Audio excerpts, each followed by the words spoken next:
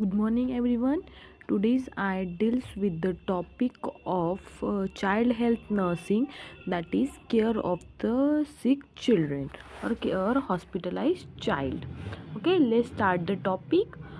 Firstly, we see the introduction of this topic. The sick children need hospitalization. जो भी सिक children होते हैं, मतलब जो भी बीमार चिल्ड्रन होते हैं, उनको हॉस्पिटल की ज़रूरत होती है. If it is a stressful experience for both the children and their family. It is very stressful experience. ये सबके लिए बहुत स्ट्रेसफुल एक्सपीरियंस रहता है, एक चिल्ड्रन के लिए भी और एक फैमिली के लिए भी. ठीक है. Hospitalisation leads to interruption of the child active growth and development. If अगर चाइल्ड हॉस्पिटल में एडमिट है तो उसमें क्या हो, मतलब वो खेल नहीं सकता है बाहर, तो इसलिए उसमें ग्रोथ एंड डेवलपमेंट नहीं होगा और इंटरप्शन हो जाएगा due to the hospitalisation. The child is removed from daily routine of home and brought in an unfamiliar setting, causing the loss of contact, siblings, relatives and peers. If अगर child hospitalize है तो उसकी जो daily routine है वो सब change हो जाएंगी और वो जो उसका जो कांटेक्ट है उसके पीयर्स के साथ, उसके रिलेटिव के साथ, वो सब नहीं हो पाएगा. इसलिए चाइल्ड को स्ट्रेस भी आ सकता है. Hospitalization may be emotionally and developmentally damaging of the child. Yes, it is correct. Hospitalization may be emotionally and developmentally damaging of the child. It causes the stress to imbalance between the environmental and the social demand on the child's coping ability. ये क्या cause कर सकता है, stress causes कर सकता है और imbalance between the environment, उसके इन्वायरमेंट में और सोशली वो उसमें प्रॉब्लम आ सकती है, मतलब वो एबिलिटी नहीं कोप होगी. ठीक है. Then the following aspects of hospital environment may be stressful for the child. Let's see the following aspect of hospital environment may be stressful for the child. This is the introduction of the hospitalized child. See the hospital. Then next is hospital environment for the sick child. They deals with the three dividing parts. One is the social environment, other is physical environment, and third one is change in routine. So let's start the one by one. First one is social environment. Social environment means the people around. Okay. Then when a child is admitted in hospital, his social environment, including the members of the health team and the others patients and their relatives, apart from two of his or her family member.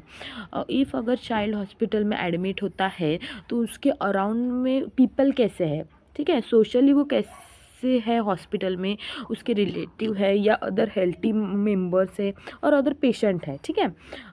This is the strange social environment for the child. ये एक strange है, सब नया है. एक child के लिए वो जो एनवायरनमेंट है हॉस्पिटल का वो सभी नया है. सो उसको प्रॉब्लमेटिक हो सकता है, उसको स्ट्रेस आ सकता है. This is the social environment. Then second is the physical environment. Physical environment में क्या आता है? Physical environment means the setting और a place and the things around. जो सेटिंग है, वो प्लेस में जो सेटिंग्स है, थिंग्स है उस बेबी के अराउंड इन हॉस्पिटल, वो आते हैं फिजिकल एनवायरनमेंट में. ओके.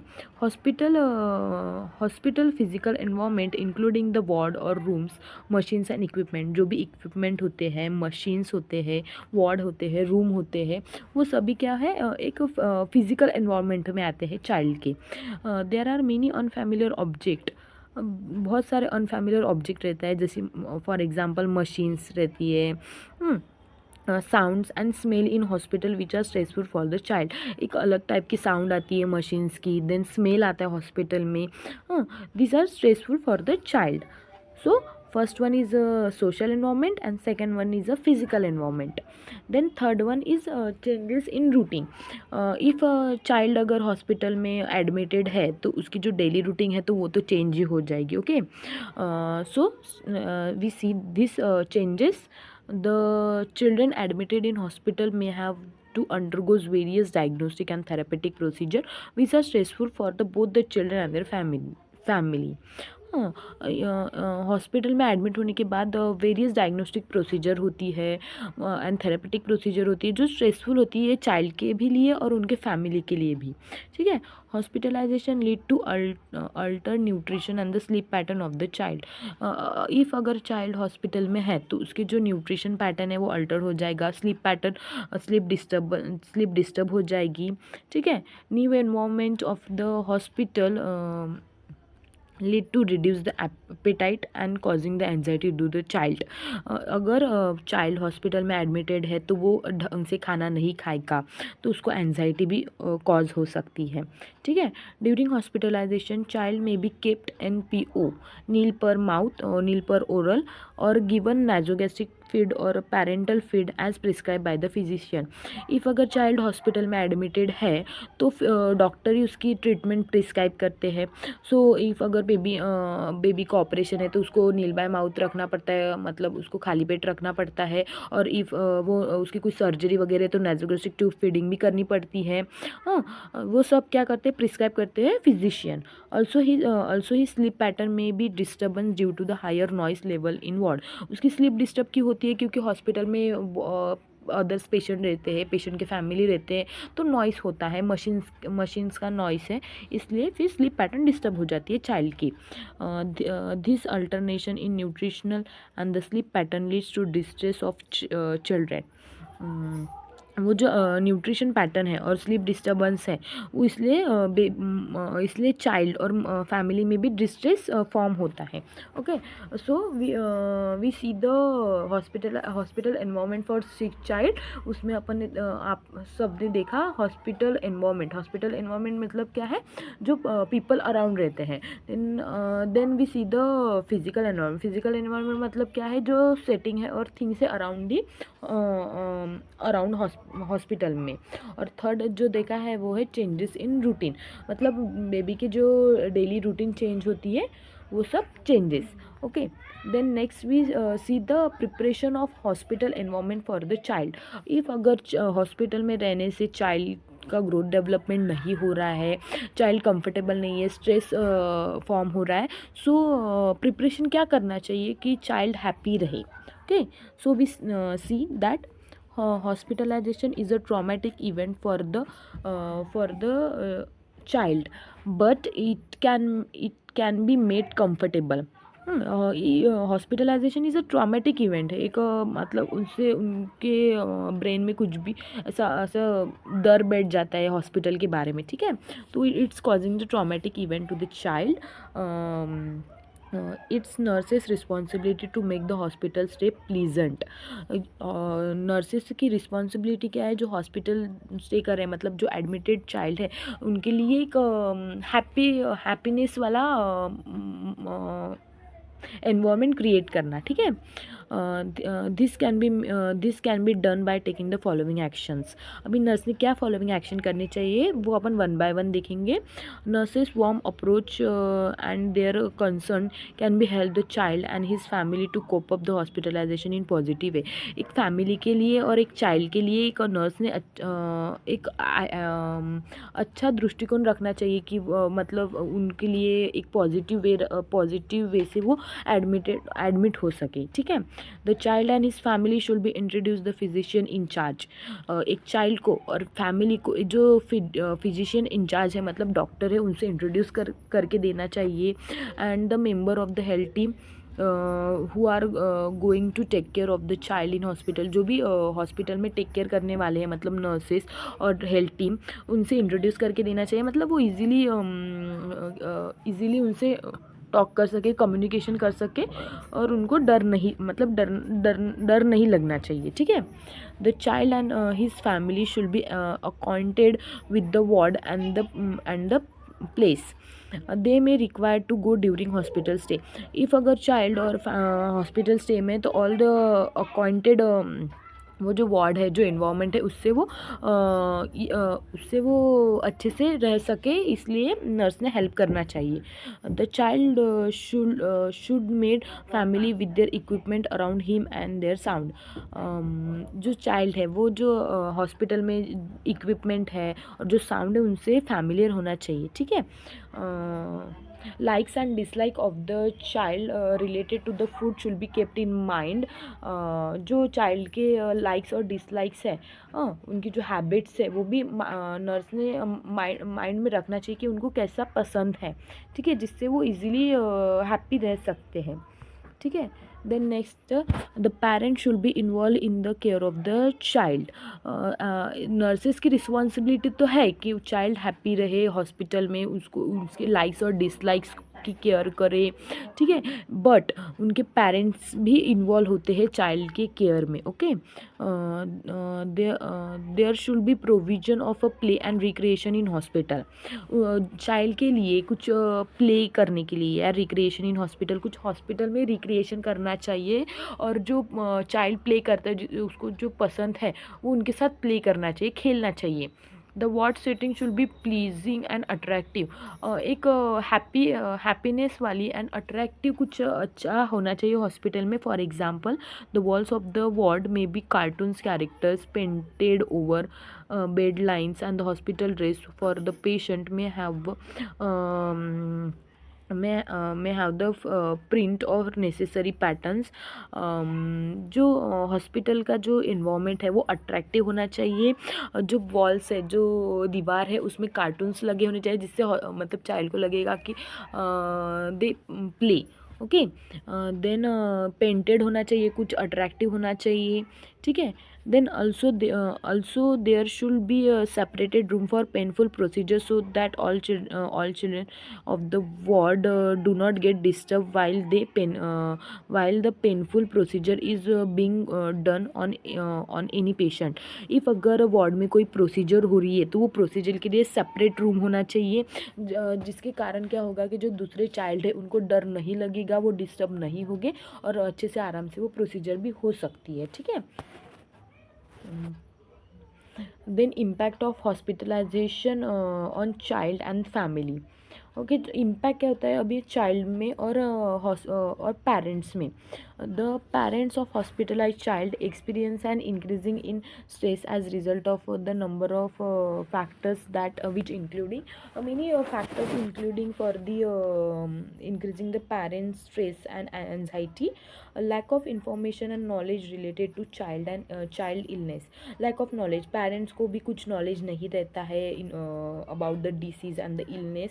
सो उनमें क्या हो जाती है, एक फियर फॉर्म हो जाता है. Fear of a procedure and treatment of child. Fear of procedure and treatment, अगर चाइल्ड में एक आधी प्रोसीजर हो रही है, for example IV cannula attach कर रहे, वैसोफिक्स लगा रहे हैं डॉक्टर, तो पेरेंट्स के माइंड में फियर फॉर्म हो जाता है. Fear of unknown that will be happen to child in future. Child के माइंड में भी एक फ्यूचर में डर बैठ जाता है. फॉर एग्जांपल नीडल, चाइल्ड को नीडल की बहुत फियर रहता है. Then fear of financial burden on family. Family में एक फाइनेंशियल बर्डन भी फॉर्म हो जाता है, ठीक है. This is the impact of hospitalization child and family. Okay, along with the stress of parents feel guilty as if the child illness is because of them. कुछ parents को ऐसा लगता है कि चाइल्ड बीमार है तो उन्होंने अच्छे से ध्यान नहीं दिया, इसलिए चाइल्ड बीमार हो गए हैं, तो उनको गिल्ट फील होता है. Then they experience the anxiety and fear and disappointment. कुछ अच्छे से नहीं हुआ, ट्रीटमेंट अच्छे से नहीं हुई, तो पेरेंट्स में एक एंजाइटी फॉर्म हो जाती है, ठीक है. Then the parents are separated from the children, so they feel helpless as they are not able to providing care of the child. कुछ प्रोसीजर के टाइम्स पेरेंट्स को सेपरेट किया जाता है चाइल्ड से, तो पेरेंट्स फील करते हैं helplessness and they do not able to care and providing the care to the child. उनको ऐसा लगता है कि हम प्रोवाइड नहीं कर सकते चाइल्ड को, हाँ, तो उनको अच्छा फील नहीं होता है, हेल्पलेसनेस होता है. At a time of parents में शो एंगर. समटाइम्स क्या होता है कि पेरेंट्स शो करते हैं एंगर, बहुत वो गुस्सा हो जाते हैं, एग्रेसिव हो जाते हैं, मतलब और कुछ गंदा बिहेवियर करते हैं टुवर्ड द हेल्थ टीम. जो हेल्थ टीम रहती है हॉस्पिटल में, उनके इससे वो एंगर शो करते हैं.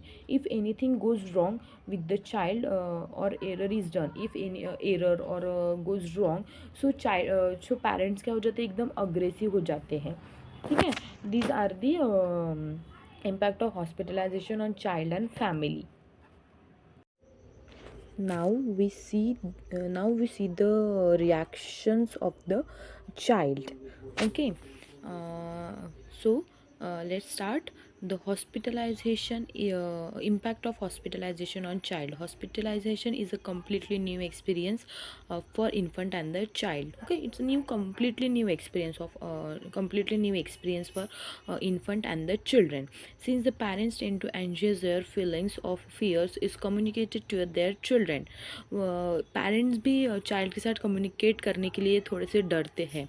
ठीक है. During the hospitalization, the impact of hospitalization on the paediatric patient depend upon their age and the stages of development.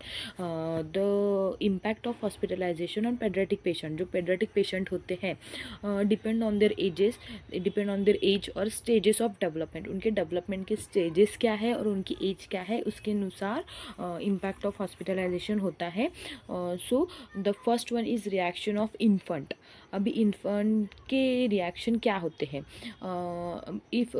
अगर बेबी बर्न हो sorry if a baby born होता है तो उसकी एज अपन काउंट करते हैं 0 से 28 days, and 28 days to 1 year का बेबी उसको हम बोलते हैं इन्फंट. ओके. सो उनके क्या रिएक्शन होते हैं वो अभी देखेंगे. Infants under the 6 month of age tend to show the less anxiety and response to hospitalisation. Okay. जो बेबी 6 मंथ के बिलो होता है वो क्या करता है, लेस एंजाइटी, उसको कुछ भी पता चलता नहीं है, वो उसका कुछ भी रिस्पॉन्स नहीं होता है हॉस्पिटलाइजेशन में. ठीक है. देन द लैटरल मंथ, लेकिन जब बेबी थोड़ा सा ग्रो होता है, उसकी एज बढ़ती है, the infant may be emotionally disturbance due to the separation from their parents. Emotionally disturb हो जाता है बेबी जब लैटरल मंथ में आता है, जब वो उसकी एज बढ़ती जाती है, तब वो इन्फेंट में इमोशनली डिस्टर्ब हो जाता है. क्या हो जाता है, वो इमोशनली डिस्टर्ब हो जाए due to the separation their parents से सेपरेशन होने के कारण चाइल्ड जो है वो डिस्टर्ब हो जाता है. They may suffering from sensory deprivation if the nursing personal do not providing the loving care that they need. जो चाइल्ड को जो ज़रूरत होती है केयर की और लविंग की, अगर वो नर्सिंग पर्सनल के थ्रू प्रोवाइड नहीं होती है तो चाइल्ड को सेंसरी डिप्रिवेशन भी हो सकता है. ठीक है. Older infant that is 8 to 12 month show the separation anxiety by excessive crying and clinging to the parents. जो चाइल्ड 18 to 12 month के होते हैं वो क्या करते हैं, वो एंजाइटी और एक्सेसिव क्राइंग करते हैं, बहुत ज़्यादा रोते हैं, और क्लेंजिंग ऑफ पेरेंट, और पेरेंट्स को पकड़ के रहते हैं. ठीक है. ये है reaction of infant. Then next we see the reaction of toddler का एज क्या रहता है, 1 to 3 year. The reaction of toddler to illness and hospitalization depend on the degree of separation from the mother and loss of freedom or autonomy and the fear and pain and restraints. According to the Robertson, जो toddler होता है उनकी illness और hospitalization depends on the degree of separation. कितने इसमें degree में separation हुआ है मदर से, उसके इसमें डिपेंड होता है. According to Robertson is a scientist in 1958 और 1963. reaction of the children to hospitalization including protest, despair and denial and detachment. उन्होंने भी 3 पार्ट में डिवाइड किया है, प्रोटेस्ट, डिस्पेयर और डिनाइल और detachment. Okay. So first one is protest. The toddler protect by protest by crying. वो खुद को प्रोटेस्ट करके रखता है by crying, restlessness, attempt to escape to find the parents, and they may be verbally or physically attacked on nurses who try to providing cares. Toddlers perceive hospitalization as the abandonment or punishment of wrongdoing. Protest में क्या बताया गया है कि child को क्या लगता है कि उनके मतलब उनकी केयर प्रोवाइड नहीं हो रही है उनको अच्छे से. ठीक है. उनको लगता है कि अगर उन्होंने कुछ रॉन्ग किया तो उनको पनिशमेंट होंगी, इसलिए वो क्या करते हैं, फिजिकली और वर्बली नर्स पे अटैक करते हैं, हाँ, जो उनको अच्छे से केयर प्रोवाइड करती है. ठीक है. ये है प्रोटेस्ट में. देन डिस्पेयर में क्या है, toddler show the despair by becoming quieter और withdrawn, empathetic and depress. The child cries frequently and find the comfort by by thumb sucking, bed wetting, regressions and tightly holding and securing the object like toys. वो क्या करते हैं, वो despair show करते हैं, एकदम वो चुपचाप रहते हैं, डिप्रेशन में दिखते हैं, और ठीक है वो फ्रिक्वेंटली क्राइज करते हैं, फ्रिक्वेंटली रोते रहते हैं, ठीक है। और उसके कारण क्या होता है, उनको थम सकिंग, वो अपनी उंगली मुंह में डाल के रखते हैं, या बेड वेटिंग करते हैं, मतलब टॉयलेट वगैरह करते हैं, और होल्डिंग करके रखते हैं एक आधे ऑब्जेक्ट को, ठीक है। ये है डिस्पेयर में। देन नेक्स्ट इज डिनाइल और डिटैचमेंट। डिनाइल और डिटैचमेंट में क्या होता है, if toddler stays in hospital without parents for long duration, then he start getting adjusting in hospital. denial और डिटैचमेंट में क्या होता है, अगर चाइल्ड बहुत दिन से हॉस्पिटल स्टे है तो वो क्या स्टार्ट गेटिंग एडजस्टमेंट, वो एडजस्ट हो जाता है हॉस्पिटल के एनवायरमेंट के साथ। They start denying and the need of parent love, उनको फिर पेरेंट्स लव की कुछ भी आवश्यकता नहीं रहती है, वो डिनाइन हो जाते हैं पेरेंटल लव से। The child does not cry in absence of mother because of more attachment to the nurse. वो हॉस्पिटल में चाइल्ड रहने से क्या हो जाता है कि वो ज़्यादा कंफर्टेबल रहता है नर्स के साथ, एज इफ़ अगर उसकी मदर भी अब्सेंस रही तो भी, ठीक है। ये है रिएक्शन ऑफ टॉडलर। उसमें देखा प्रोटेस्ट, डिनाइल और detachment and despair, okay. Then third one is reaction of preschooler child. Preschooler child मतलब एज कितनी हो गई, 3 to 6 ईयर के चाइल्ड में। Hospitalize preschooler child frequently express. Now we see the reaction of preschooler child. Hospitalization preschooler child frequently express the stress and separate anxiety. एक frequent stress form हो जाता है child में, preschooler child 3 to 6 years child, और anxiety show करते हैं.